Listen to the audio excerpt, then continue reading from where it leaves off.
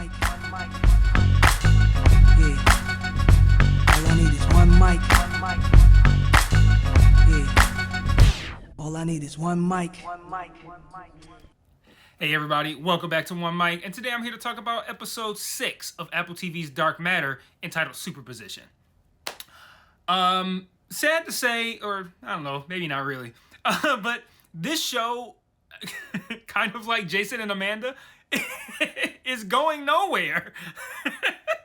This was another episode that, while it kept me engaged, it just didn't do a lot to advance anything, really.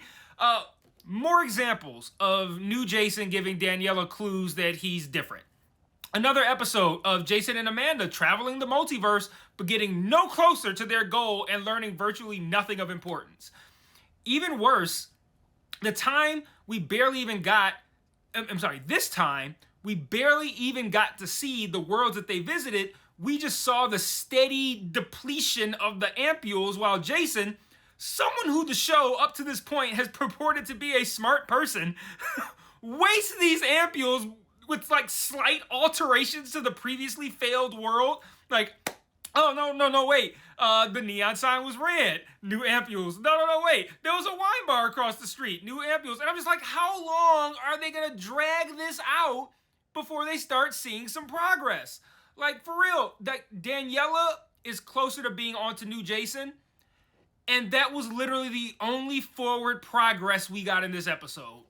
We learned nothing more about how to control the box, and neither did Jason and Amanda. They didn't learn shit. We learned nothing about how new Jason seems to have great control over how to use it either.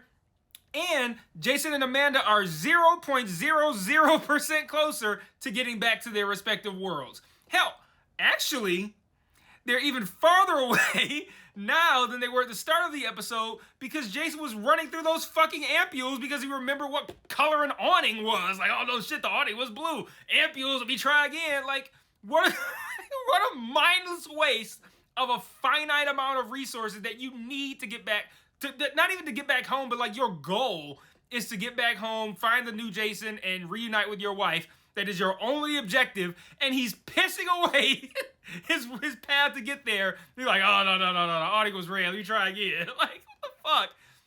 Like, it's been a good 3 episodes, maybe even 4 straight now, of essentially the exact same shit.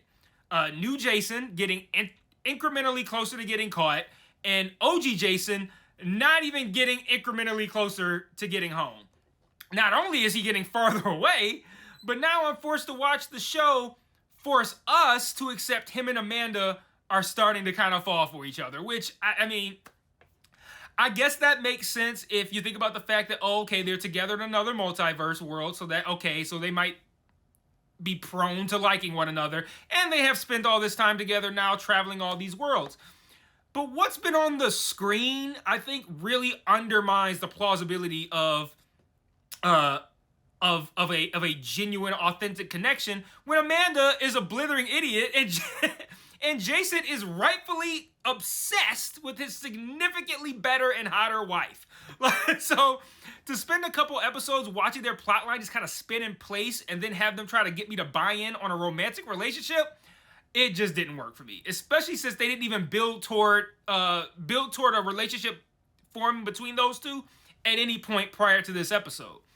Hell, in this same episode, Jason asked out a blonde version of his wife. He'd rather have a knockoff Daniela than an authentic Amanda, and I can't say that I blame him. But then you have that scene, he's like rubbing on her face and shit. It looked like he was gonna try to fuck. And I'm like, this doesn't even track with the Jason that I've seen in every scene prior to this one. He has never shown any kind of interest in Amanda. He's been solely tunnel vision focused on getting back to Daniela, and then all of a sudden he's like rubbing on her cheek and rubbing on her arm. I'm like, okay, what is going on here?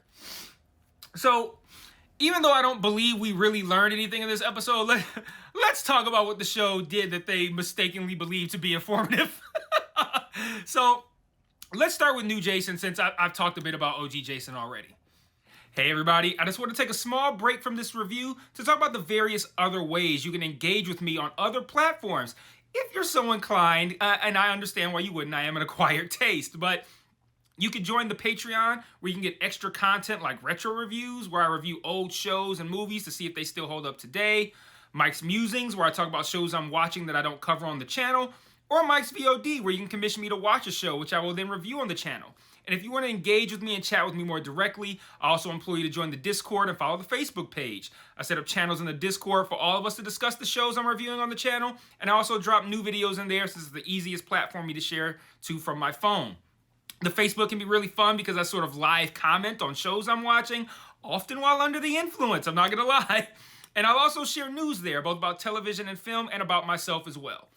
So if you like my content, you want to be more engaged, you think I'm charming, or you simply want to show support, feel free to sign up for the Patreon or join the Discord or Facebook today. Links to all platforms are in every video description. Remember to share all my shit to your respective social media platforms. And now back to this review. We opened the episode with Charlie asking for a ride, even though, oh, maybe I'm forgetting something, but I could have sworn he got a car at the end of the last episode. But new Jason drops him off at a skate park to go skateboarding with that girl he likes. I forget her name, Brooke, I don't know, something with a B. And then he goes to give Leighton the vials that he promised in exchange for $1 million per vial. The scene with Leighton was a little weird to me because it really gave me the impression that something was about to happen. Like, Jason's got his back toward Leighton, looking very intense. Leighton is back there talking about how he's figured out what new Jason is doing here, why he's here, what his goal is. Like, it's funny because he lays it out exactly, and it was like, that sounds about right. Like, that was too much on the head. Like, get something a little bit wrong. But it made me feel like something was gonna happen. Like him saying that was gonna make Jason snap, and he was gonna, like, I don't know, hit him over the head with something, and like, now I keep my ampules and the money. But nothing happened, and the scene just ended. That was it. He gives Leighton the vials and sends him on his merry way. And if that's the last we see of that version of Leighton, that was kind of a weird send-off. Like, I don't know, very anticlimactic. Since Jason was acting in that overly long and underwhelming scene, he was late picking up Charlie from the skate park. In order to mend things with Charlie for being late, Jason tries to send him to meet his brother by giving him ice cream with nuts in it because new Jason doesn't know about Charlie's peanut allergy. At this point, it was kind of almost like the show was reading my mind. I thought, okay, we've had enough examples of new Jason giving Daniela reasons to worry about his identity. Let's move this thing along, please. Then in one scene, Daniela lays out to Blair all of the things about Jason that are giving her cause for concern, including him being hotter, cleaner, and richer, before mentioning that he tried to kill his son and has track marks on his arms. I love Blair going like, you really buried the lead there. I'm like, yes, she really did. Like, oh man, he flosses now. Oh yeah, and also he killed our son. He tried to kill our son. Intercut with these scenes of Daniela and Blair talking is our scenes of new Jason visiting OG Jason's Amanda, who is, well, not his Amanda, but the Amanda from OG Jason's world, who is actually just a regular therapist in this world, not one who works at Velocity.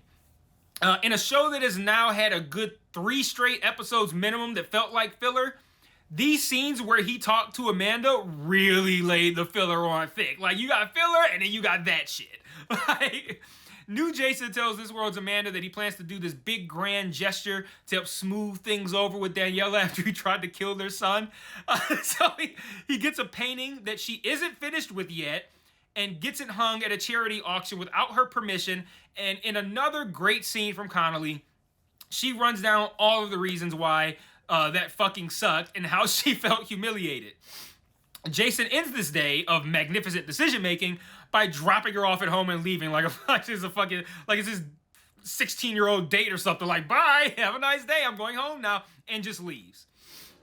So despite telling Blair that she'd rather talk to Jason about everything that she's noticed rather than follow him like Blair suggested, after the gallery incident and getting dropped off at home like a child, she decides, you know what, I am going to follow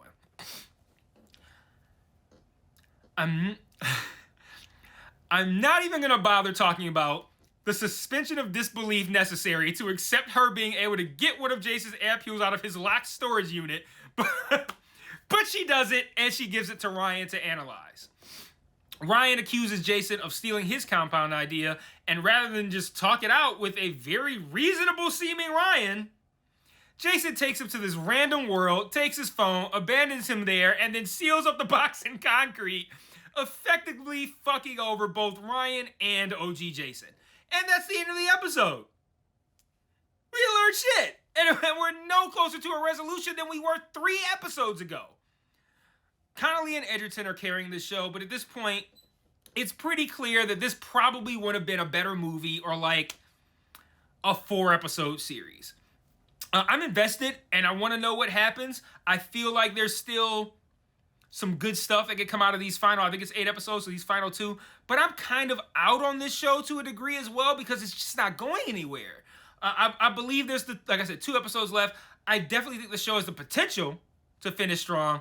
But that's only because they dragged out the resolution. Like if they just got rid of maybe like 3 episodes or compressed that into 1, it wouldn't feel so like, oh, they have the potential to finish strong. It'd be like, well, of course they're going to finish strong because it's been strong to this point. Now I'm sitting here like, well, they've dragged out everything else. Are they going to drag out, we're going to have another filler episode and then just information dump in episode 8 and that's it? I don't know, but I'm no longer encouraged about where this show is going. Like I said, it's not going anywhere. At this point, there's no more time to bullshit around, so it has to go somewhere. And that's a pretty weak reason to have hope for the end of this show and this season. Before I close out, though, I do want to do my weekly Amanda slander and point out how she said that one of the worlds that they went to, the Amanda there manages a White Castle. Which feels like a much more suitable role for our Amanda because this dumb motherfucker also sucks at watching and following people. Why was she sitting right outside that other Amanda's house in plain view, directly across the street, not hiding behind no trees, just sitting on a bench right outside of this other Amanda's house, and then she starts following them like 10 yards back. I just don't understand why no one is pushing back on everything that is being given to the Amanda character on this show. Like, does Alice Braga care how stupid her character is? I do. This is a terrible fucking character. But I don't know, man. I guess that's all I got for this week. There's 2 episodes left. Hopefully it'll close out strong, but I'm no longer hopeful. It's there, the potential for it, but I'm not hopeful. I've transitioned my hope into getting a 2024 release date for season 2 of Silo, and that's where I'm going to leave this one. Mediocre episode. The season has now formed into a mediocre season. I've said, like on my Foundation videos, that Apple is owning sci-fi, but Constellation was subpar. This has been worse. Yeah, it really needs Silo. It really needs more Foundation.